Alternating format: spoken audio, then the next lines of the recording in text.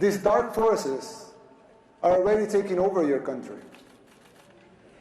You may not see it yet, but it's already happening. You don't see it as clearly because people are designed to see linear changes, not exponential ones. We don't always recognize how fast a problem can multiply and spiral out of control. Dear Matt and Mercy, thank you for the kind invitation to have me here at CPAC. It is truly an honor to be here just a few days after our presidential and legislative elections, which, by the way, they pulverized the opposition. They say globalism comes to die at CPAC. I'm here to tell you that in El Salvador, it's already dead.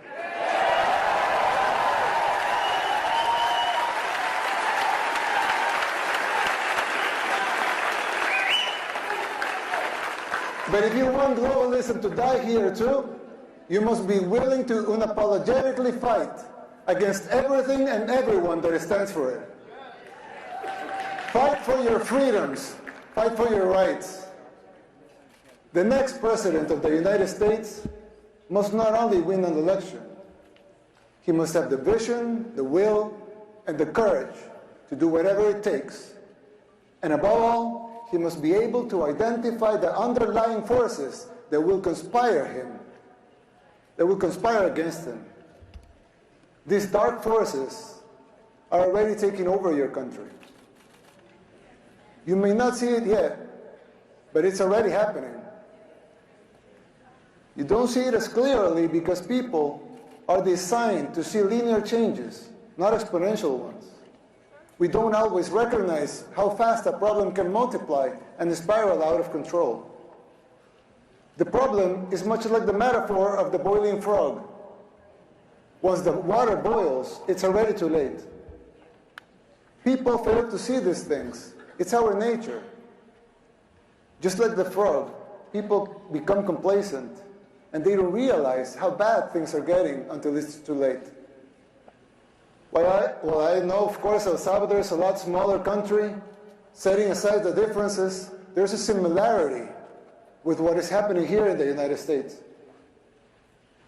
We also had many apparently isolated problems in the 60s and the 70s, and we failed to realize as a country the severity of them until it became a civil war. By the time we reacted, it was already too late. We were already boiled like the frog. And it took us 50 years, 2 wars, 250,000 lives, and a third of our population displaced, and a near miracle to get our country back. And you?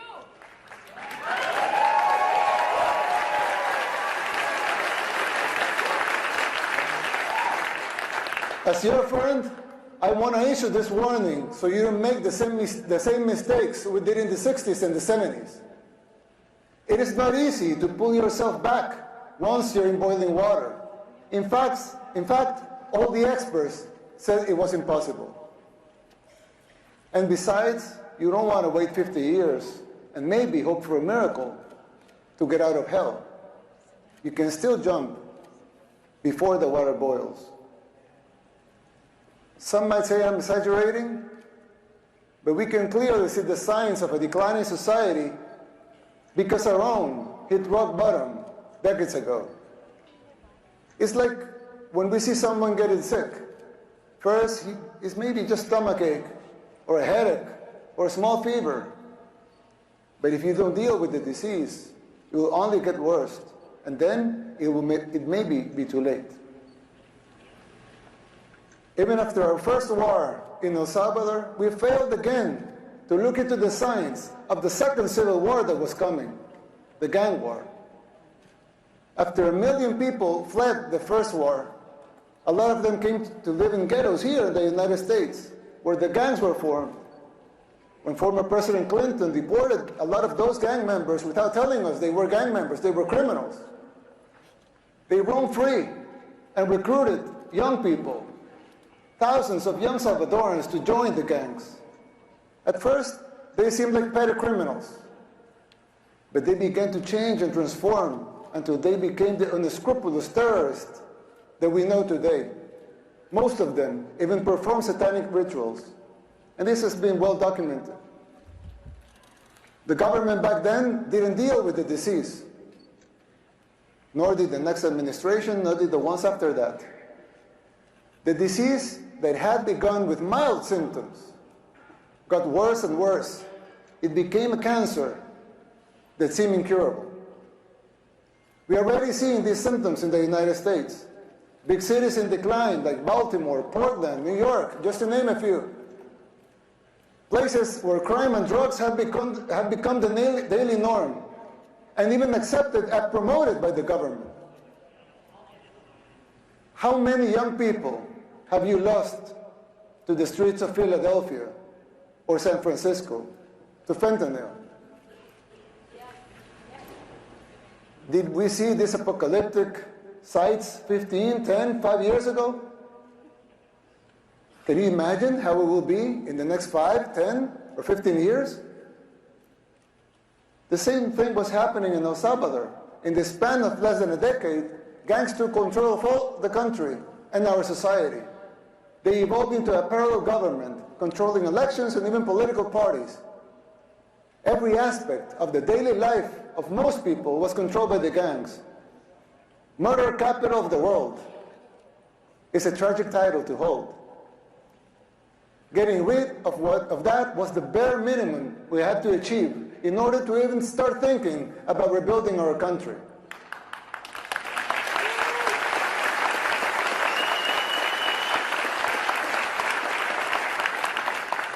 But jumping out of the water when it's already boiling is an almost impossible feat. You are not there yet. And believe me, you don't want to be.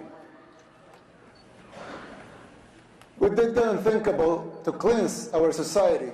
We arrested the terrorists, but we have to remove corrupt judges and corrupt attorneys and prosecutors.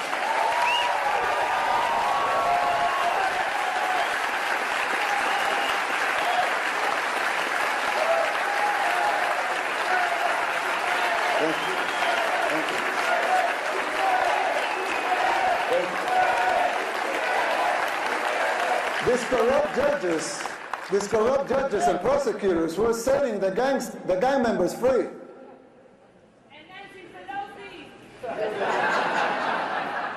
And it wasn't just the gangs. The corrupt system worked in tandem with the so-called international community, the NGOs, and of course the fake news, just like it happens here in the United States. Unelected bureaucrats are trying to instate public policy. Who elected them? They don't have a democratic mandate. If they want a seat in the table, they should run for office.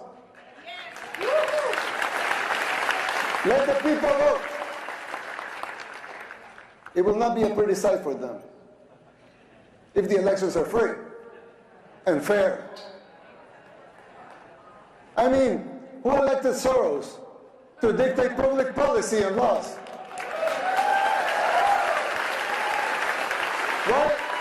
Why does he feel entitled to impose his agenda? Let me tell you something. Soros and his cronies hit a brick wall in El Salvador. Thank God, another glory be to him, Salvadorans are now immune to his influence. No one believes his lies anymore over there. We just had free and fair elections. And we won in a landslide with more than 84% of the vote.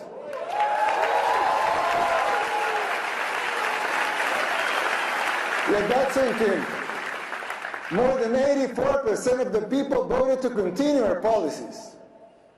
Our victory is unprecedented in the history and modern democracies in the world. They also gave us a supermajority in Congress, more than that. 54 seats out of 60.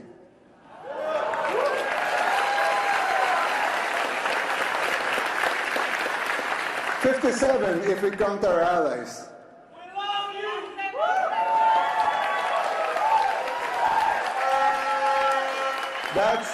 That's 95% of Congress. Let that also sink in. The people of El Salvador have woken up, and so can you. The global elites, they hate our success, and they fear yours. The people's free will to choose their leaders is something they despise, because they cannot control that. You have experienced this firsthand here in the United States. The global elites control the mainstream media, they finance campaigns, district attorneys, to mention a few. They abuse their powers. They persecute political opponents. In El Salvador, we don't weaponize our judicial system to persecute our political opponents. A practice that may sound familiar to you, but we don't do that there. And who's the dictator? The global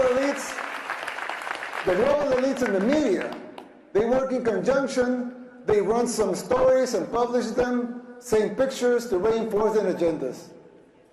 You're no strangers to that here in the United States. We deal with that in El Salvador too.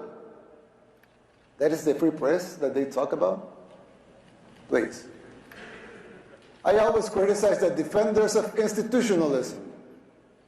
Not because I don't think strong institutions are paramount and necessary for a democracy, but because I find them very hypocritical.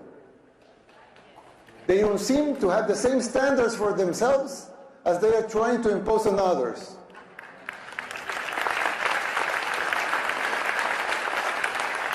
But there's yet another component that is more dangerous than a simple double standard. Institutions were created to serve the people, and not the other way around.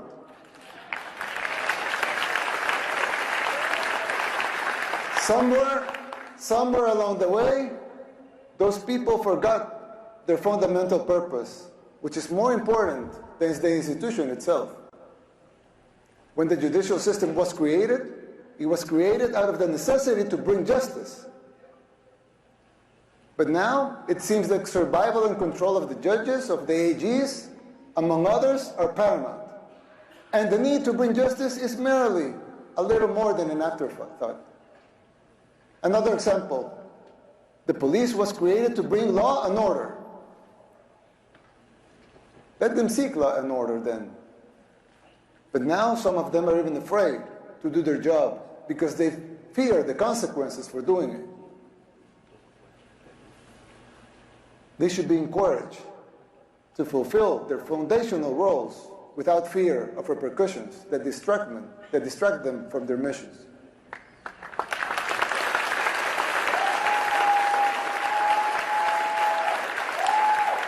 If the police was created to bring law and order, let them bring law and order. If the judicial system was created to bring justice, let them bring justice. Let them protect their purpose at all costs. Same goes with the press. Let them be free. A democracy needs a free press. But to enjoy that membership, you must adhere to your duty as a reporter. Report the facts. Don't be a puppet of those who finance you or finance the organizations that you work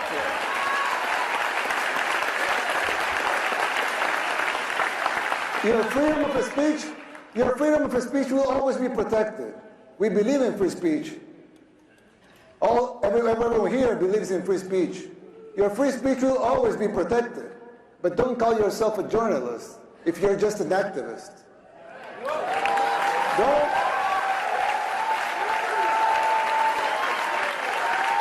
Don't call yourself independent if you depend in open society. Soros NGO for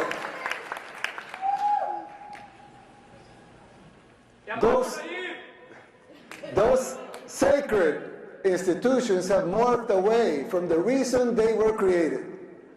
We should not defend those institutions for the sake of being institutions. Instead, we should defend the principles that created those institutions in the first place.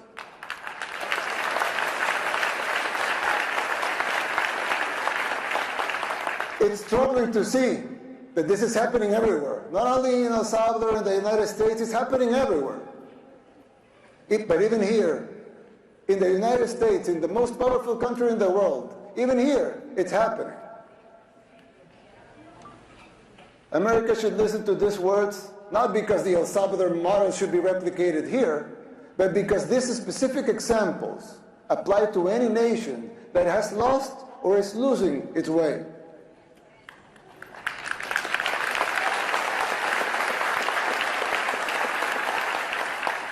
Ask yourself why this is happening, who is supporting it, and whether it's by ignorance or by choice. And fight it. Fight it with all your heart and soul. And be the beacon of hope. And be the beacon of hope that your founding fathers, with all their faults like every human being has, dreamt for your country.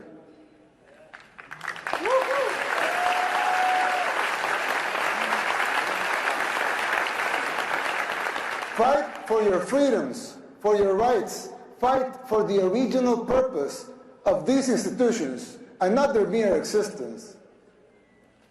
It's still not too late. It can be done. It is time to erase these new paradigms that have been imposed in the recent years that make no sense. If you just free your minds from those invisible chains, you could do it.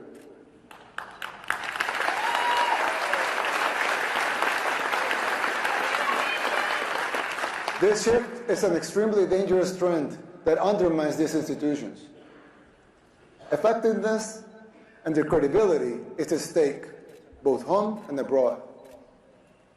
This is a warning from a friend. You should adhere to their foundational principles and purposes and denounce this new institutionalism. Now, you would think that's it. As it wasn't enough, right? But unfortunately, there's more. There are other symptoms that are even more difficult to diagnose. For instance, the financial situation of the United States. When I talk to my conservative friends right here, they always tell me that the problem is high taxes. But they're wrong. Of course, high taxes are extremely high here in the United States. I give you that. You're right in that. But that's not the real problem. The real problem is not the high taxes themselves, but the fact that they are not even really funding the government.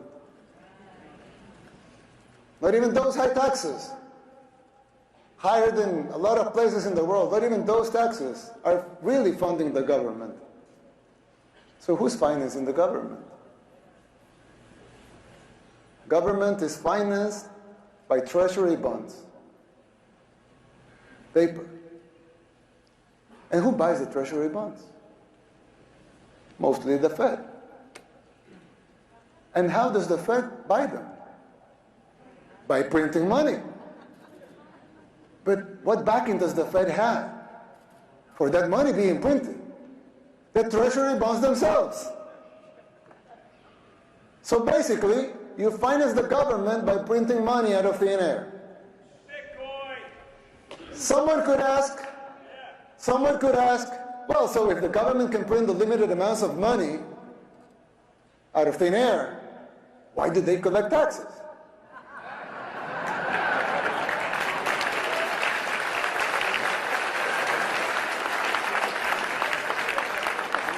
I mean, in theory, it would make sense, right? If they can print unlimited amounts of money, why would they need taxes for? The answer is simple, but it's very shocking. The real problem is that you pay high taxes only to uphold the illusion that you are funding the government, which you are not. It's shocking, but it's true.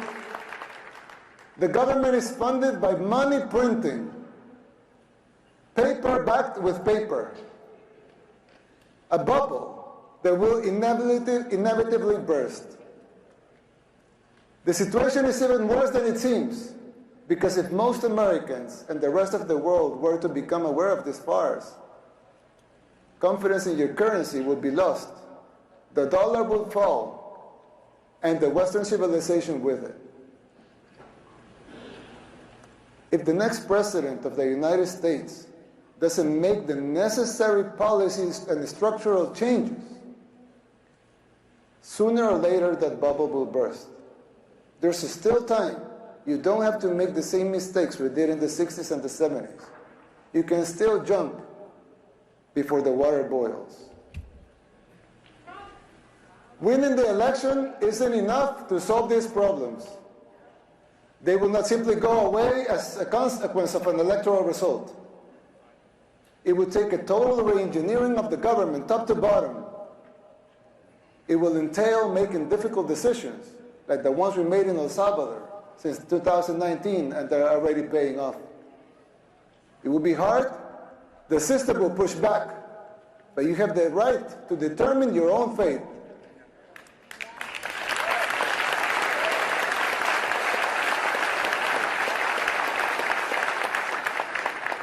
Salvadorans did the same.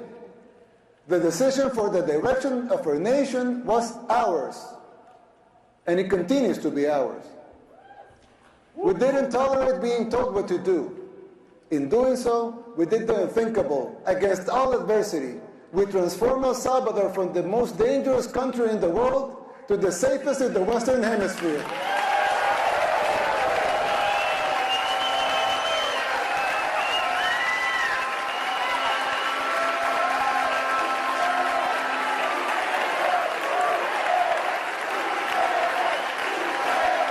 Thank you.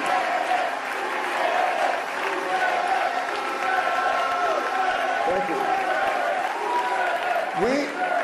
We did it by defying the global elites. We told them no more. And that is my message to you. Put up the fight, because it is, in the end, it will be worth it. It has been for us, and you will have your country back. May God bless you. May God bless the people of the United States. May God bless El Salvador and the future of both our nations. Thank you very much.